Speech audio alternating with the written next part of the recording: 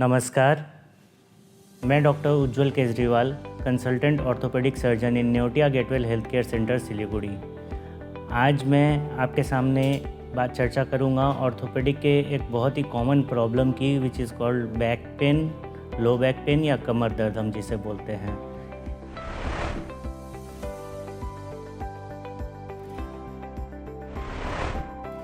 इस प्रॉब्लम में क्या होता है, बेसिकली हमारे कमर में पीछे साइड दर्द होता है। ये दर्द नीचे पाँव में भी जा सकता है और ऊपर भी आ सकता है। इस प्रॉब्लम में कॉमनली एसोसिएशन क्या चीज़ का होता है, मिले इसके साथ कमर दर्द के साथ नीचे पैर में नीचे नस तनती है पूरे पैर की, पैर में झिनझिनाहट होने लगता है, सुन जैसा होता है या अभोस बोलते हैं, अभोस जैसा होता है, पैर में झिनझिनी होता है।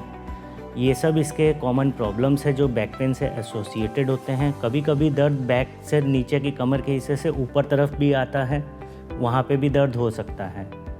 तो ये जो कमर दर्द है, अभी इसका कारण क्या है वो हम जानेंगे अगला, कि इसका मेन कॉज क्या है।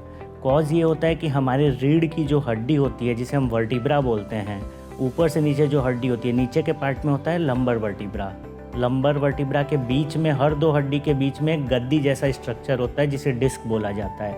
अब ये डिस्क का क्या होता है, जनरली जो मोस्ट कॉमनली देखा जाता है लो बैक पेन का कॉज, जो कि डिस्क पीछे चल जाती है वर्टिब्रा से, और पीछे स्पाइनल कॉर्ड्स होते हैं जिसमें कि नस होती है, पूरे पैर को सप्लाई करने वाली नस।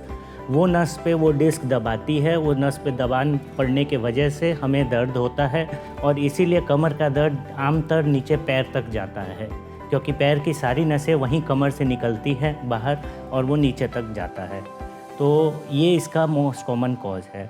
और इसके अलावा और भी कॉज हो सकता है, लाइक एज के साथ वो हड्डियों की क्वालिटी कमज़ोर होने के कारण हड्डियाँ दब जाए, टेढ़ी हो जाए, या डिस्क ख़राब हो जाए, डिस्क सूख जाए।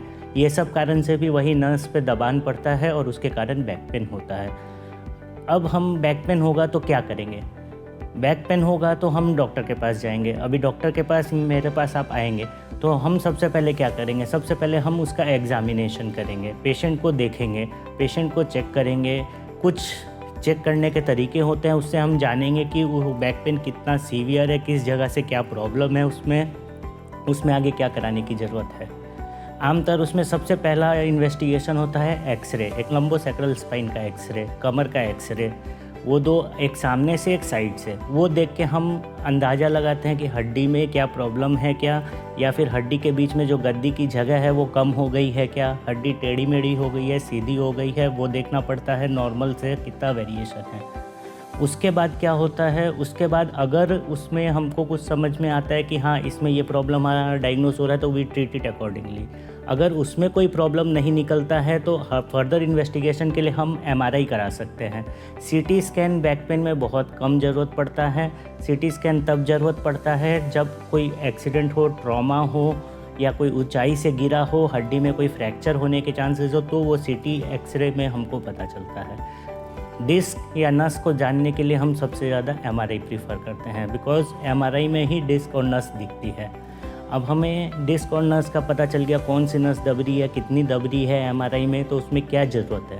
अब हम आते हैं, बात करते हैं इसके इलाज का, कि कमर दर्द का इलाज कैसे किया जाए।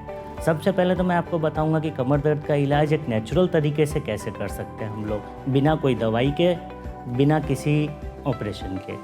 तो नेचुरल तरीके में कमर दर्द ठीक करने के लिए सबसे ज़्यादा चेंजेस ज़रूरी है। सबसे पहले lifestyle modification, number 1। Lifestyle modification में हम क्या करेंगे, लाइफस्टाइल मॉडिफिकेशन में हम सबसे पहले अपना वेट कंट्रोल करेंगे। वेट कंट्रोल करने के लिए हम वॉक कर सकते हैं, रनिंग कर सकते हैं, बट आमतौर बैक पेन जब एक्यूट स्टेज में हो, किसी को दर्द हो, तो running I suggest not to do. Walking is good. थोड़े एक्सरसाइजेज होते हैं जिसको हम कोर स्टेबिलिटी एक्सरसाइजेज बोलते हैं। उसमें क्या होता है, हमारे बैक का जो वर्टिब्रा है उसके आसपास जो मसल्स होते हैं, कोर मसल्स, उनको स्ट्रेंथनिंग एक्सरसाइजेज होती है। वो एक्सरसाइजेज करने से वो मसल स्ट्रेंथन होते हैं, उससे बैक का कर्वेचर बनता है और उससे स्ट्रेंथ आता है, उससे वो दर्द कम होता है। आपका कोर और spine will be more stable in with that. तो ये कुछ एक्सरसाइजेज करनी होती है, वॉक करना चाहिए, वज़न घटाना चाहिए।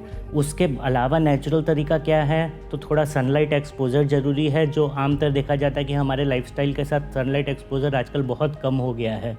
तो सनलाइट एक्सपोजर ज़रूरी है। डेली एटलीस्ट आधा घंटा सुबह के टाइम में धूप में बैठना चाहिए with maximum surface area of body expose to the sunlight. उससे क्या होगा, विटामिन डी सिंथेसिस होगा, जो कि कैल्शियम मेटाबॉलिज्म के लिए बहुत इंपॉर्टेंट है। और विटामिन डी का एकमात्र स्रोत हमारे ज़िंदगी में सूरज या धूप से मिलता है। खाने में कोई सोर्स नहीं होता विटामिन डी का, सूरज या धूप से होता है, तो वो मैक्सिमम करना चाहिए। ये हो गया नेचुरल तरीका, exercise, lifestyle modification and vitamin D synthesis के लिए सनलाइट एक्सपोजर। इसके अलावा हम अगला चीज़ जाएँ कि अगला इसका इलाज कैसे हो सकता है। अगर इस सब से भी नहीं ठीक होता है तो हमें क्या करना चाहिए, तो तब तो डेफिनेटली आपको एक डॉक्टर को विज़िट करना चाहिए, ऑर्थोपेडिक सर्जन को, जो कि मैं हूँ, और मुझे दिखाएंगे। उसमें क्या होगा, हम चेक करेंगे, उसके बाद जैसा भी आएगा उस हिसाब से we will give you medications, दवाइयाँ देंगे। दवाइयों में कई तरह की दवाइयाँ होती हैं, इसमें mostly muscle relaxant and COX inhibitors लगते हैं। उसके अलावा प्रेगाबेलिन वगैरह हम लोग स्टार्ट कर सकते हैं and other few calcium supplements can be started. ये सब दवाइयाँ से साथ में रेस्ट, अगर एक्यूट स्टेज में है, बहुत ज़्यादा कमर दर्द है, तो exercise not suggested for the initial time. Initial कुछ दिन में दवाई दे के, रेस्ट दे के, या लंबर सपोर्ट के लिए एलएस बेल्ट दे के, वो सब दे के हम दर्द कम करते हैं। दर्द कम करने के बाद धीरे धीरे दवाइयाँ टेपर ऑफ करते हैं, साथ साथ एक्सरसाइजेज बढ़ाते हैं। एक्सरसाइजेज समझाते हैं आपको एक्सरसाइजेज कैसे करना है, वो एक्सरसाइजेज बढ़ाते हैं, उससे मसल स्ट्रेंथनिंग होगी और धीरे धीरे दवाइयाँ बंद हो जाएंगी और एक्सरसाइजेज चालू रहेंगी। उससे क्या होगा, आपके कोर स्टेबिलिटी आएगी, मसल स्ट्रेंथनिंग होगी और आपका बैक पेन रिलीफ हो जाएगा। And the last form of treatment is surgery. In very few cases of back pain, hardly 10% of the back pain needs surgery.